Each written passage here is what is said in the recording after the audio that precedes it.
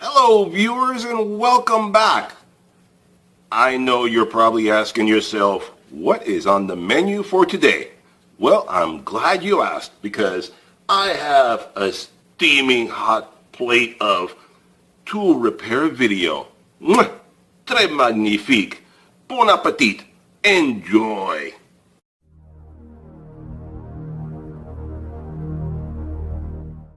Okay, so what do we have today on tap? Well, I have this Black & Decker Orbital sander. It's model number WHB or number 7448. It's an older model, but it's an oldie but a goodie. I like these older tools, fixing them, replacing them, bringing them back to life. They are what made us great, and they are one of the best tools out there. Probably better than a lot of the stuff that's out there brand new right now. Anyway, so this tool was given to me by a friend, and he said that it didn't work anymore. And I looked it over. I fixed the problem. It was a little tricky, but I was able to dig into it and figure out what the problem was. I'll explain once we're inside, and I'll show you why it was tricky, even though it's a simple tool. So I noticed the other day, though, my repair is still holding, but it smells a little bit like something's burning inside. Now, burning is never a good thing, so today we're going to open it up and see exactly what's causing that burning smell before it becomes something catastrophic. So let's dig into this baby.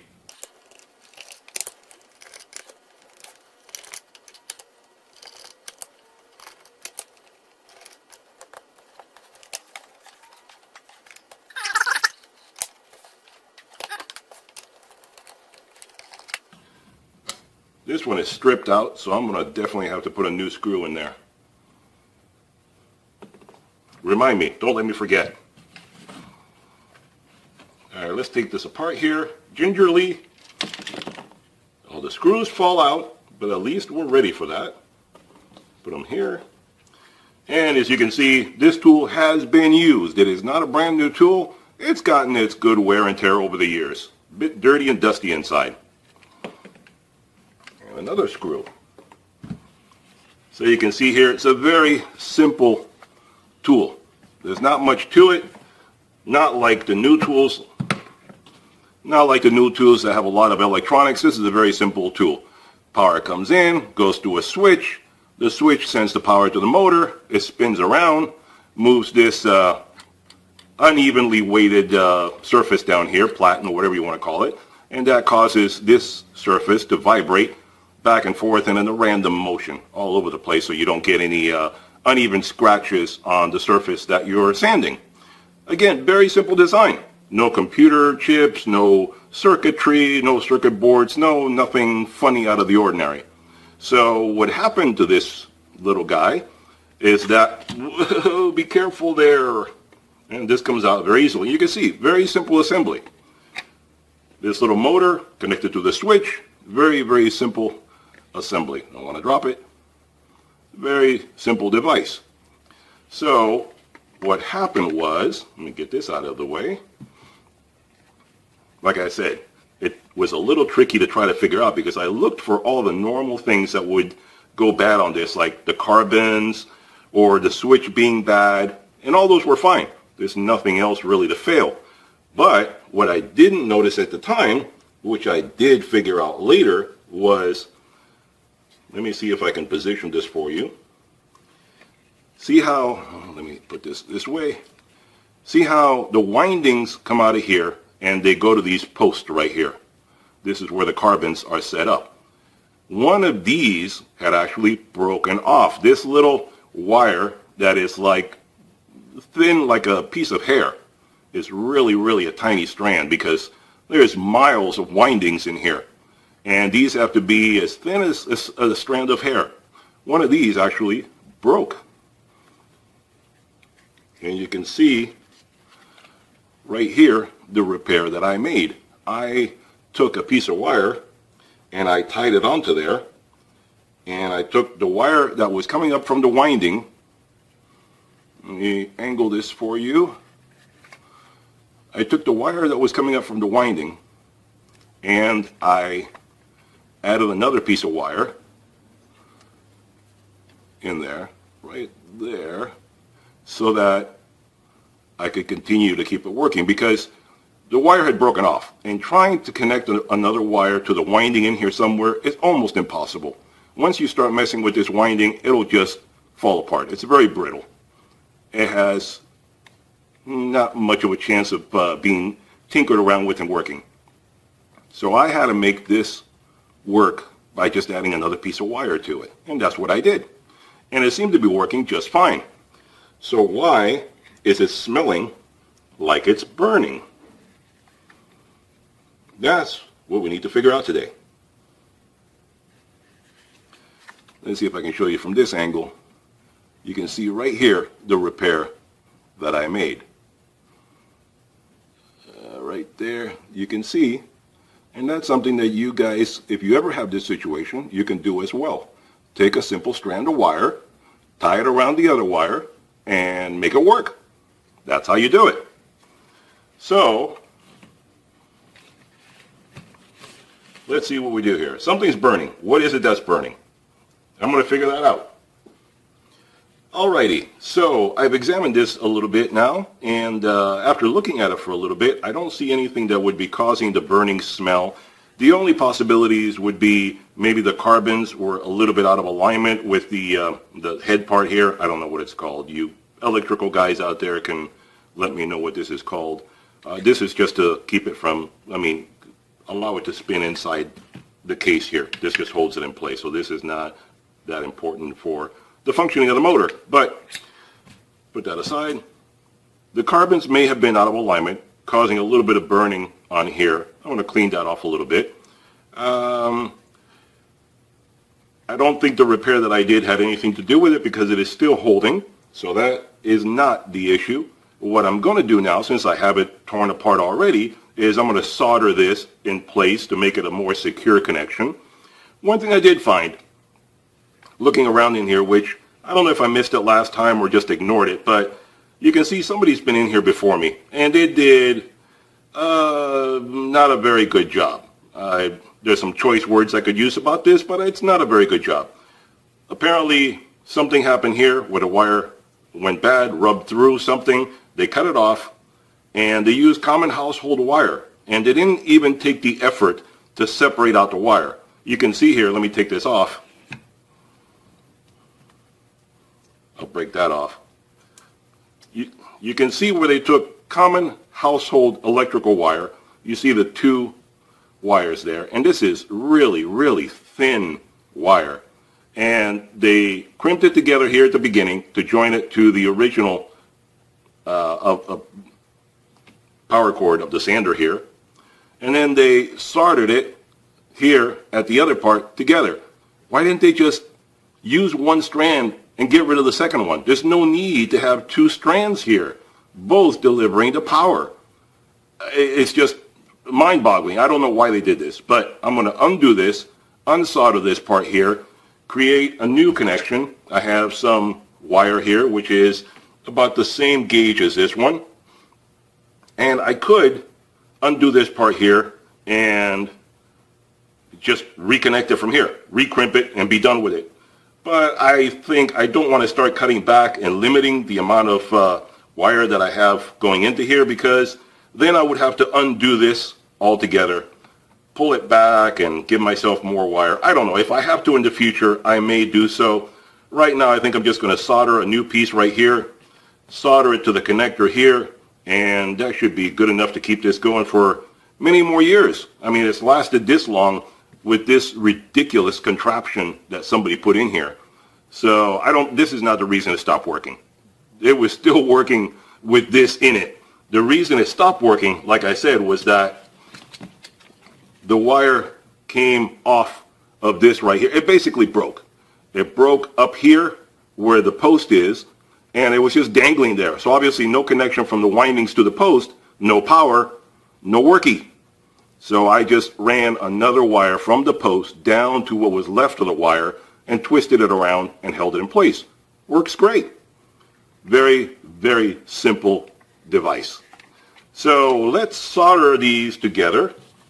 I'm going to cut me a new piece of wire here to this gauge. I'll unsolder this and we should be back in business in no time. So let's get to it.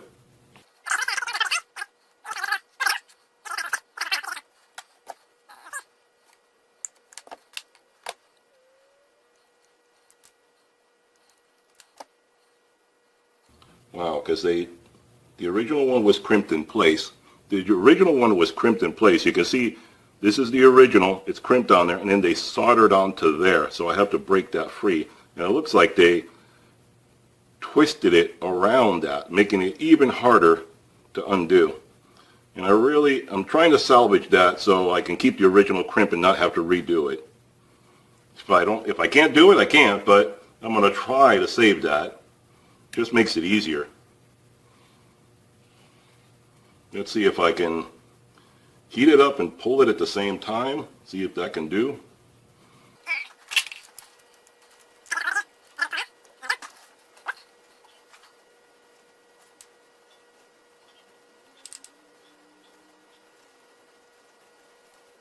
Come on. There we go. Gotcha. Common household wire. Garbage. Do not use it for something like this. Use the proper gauge. Now this is more like it. Use this in there. Get some solder going here.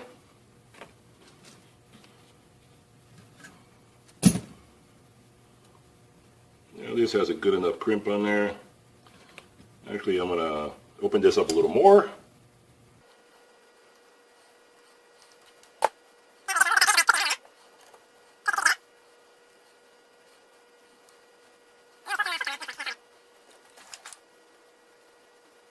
And you always want to heat up the metal first, the wire, because you want the flux to go into the wire. You don't want the flux melted on top of the wire. If the wire is too cold, then I keep saying flux, the solder.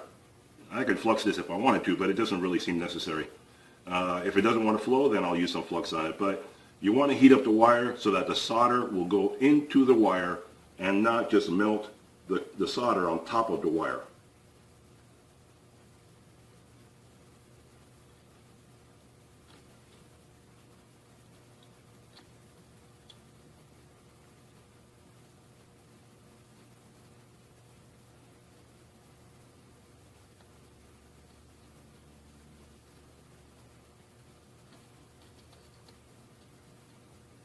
And you see there, I heated up the wire, not the solder, so you get good penetration that way.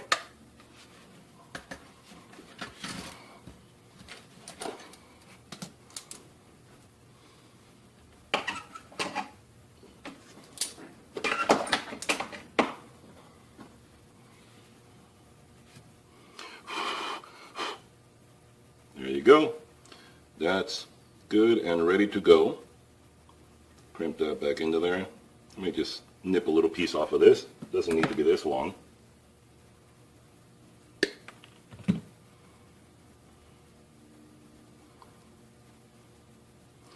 And this should be perfectly fine to put back on there. Crimp it down. That was facing downward. There we go. Should be like that. And then this piece over here, we'll join this together and put some solder on here.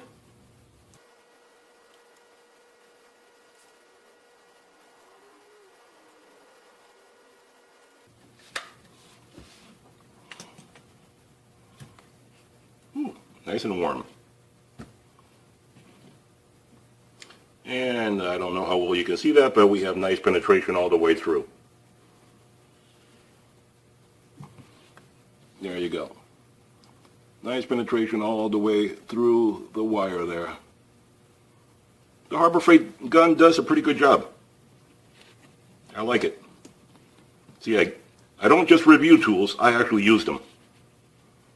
Now, to see this part right here, I'm going to put a little bit of solder right there just to keep that steady, because I don't want that to come undone down the road.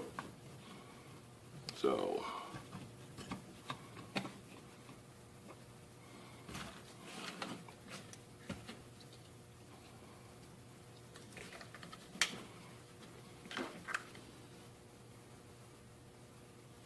this is rather delicate because it's really, really fine wiring.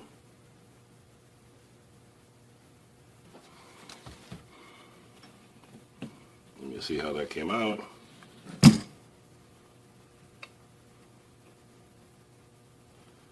I don't want to melt the plastic, I just want to hold it together. So you have to be very careful. If you go too far, you can melt the plastic. I just want to hold it there, and I don't want to stress out the wire too much, because then you could always break it. And then I don't have anything much left to work with here. If it goes back behind that place, I'm in trouble. I can't fix it. So that seems to solve the potential issues right there. Let's tape this up. Now we have some good solid connections. And we'll put it back together and see if the patient survived or not.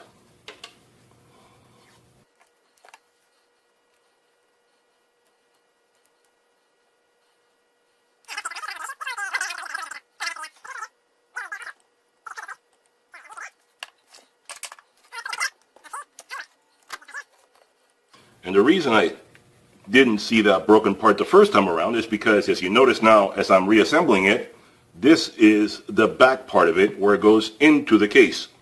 This is the part that comes off at first, but this is the part that was hidden inside here. So I didn't see it until I actually took it all out the first time. So let's put you back,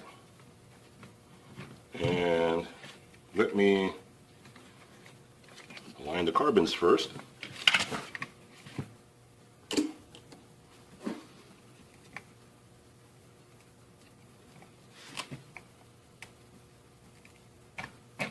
There we go. Get you up in there. Has to fit into all the little slots and so forth. So we got you back in there. Now, hopefully there's enough room there for that switch sticking out there like that. I don't think that goes pointed the other direction. I don't think there's enough room. It has to go this way. Put you over the top.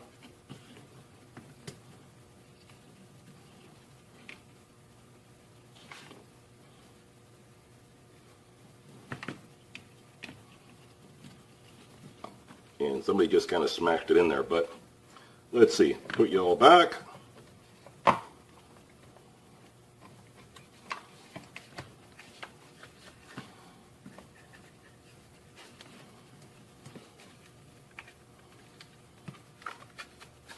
There you go.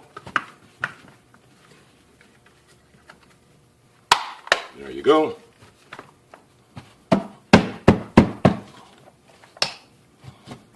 Put a couple screws back in.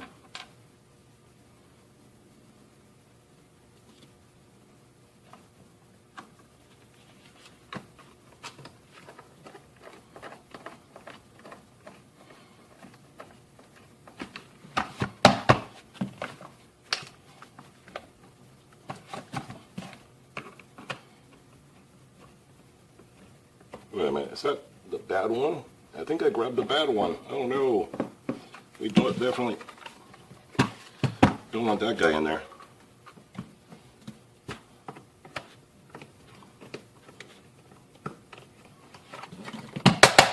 Yeah, I'll take that out in a minute. Let me put some decent screws in there.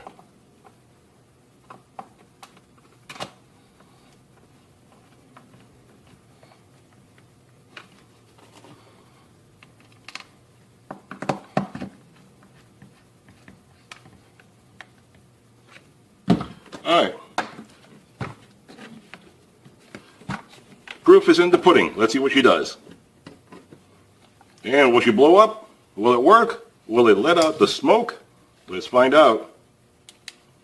This switch is a little bit. You can see the cover is a bit messed up.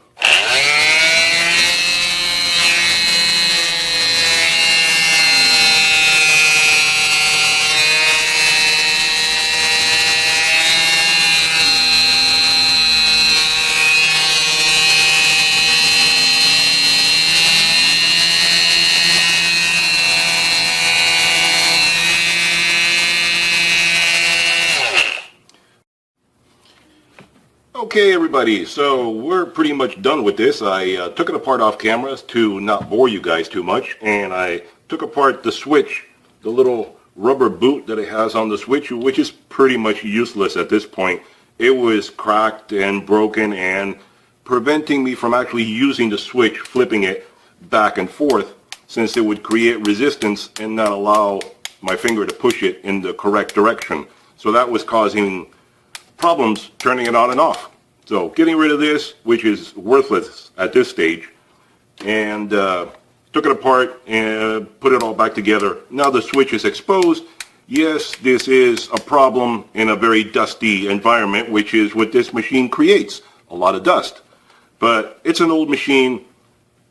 It was not worth the trouble to keep that on there because a lot of times you couldn't turn it on and off properly because of that rubber boot. The switch itself is still good. So I put it back together. You saw the repairs that I did to it. Soldered a couple of joints, fixed it up a little bit better, put it back together. I still have to get one more screw for back here. I'll have to go dig in my pile of screws and find one. And let me show you how it works.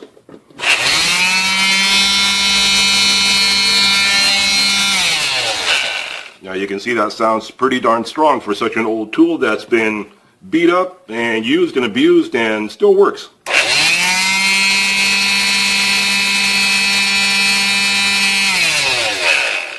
And it works fine. It doesn't smell burning anymore. So I guess we took care of the problem. The problem was just bad resistance or too much resistance going through that bad wiring that somebody put in there, and maybe some loose connections that I fixed by soldering it up, and it's good to go for another few more years.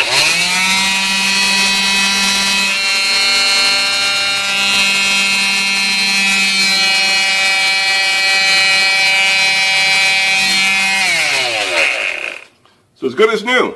So here's another little tool fix-it project. We have an old Black & Decker, and it's, even though it's a little old and a little used and a little abused, it'll keep going for a few more years. Like you saw, just some simple tools, a little bit of soldering, a little bit of cleaning, and good as new.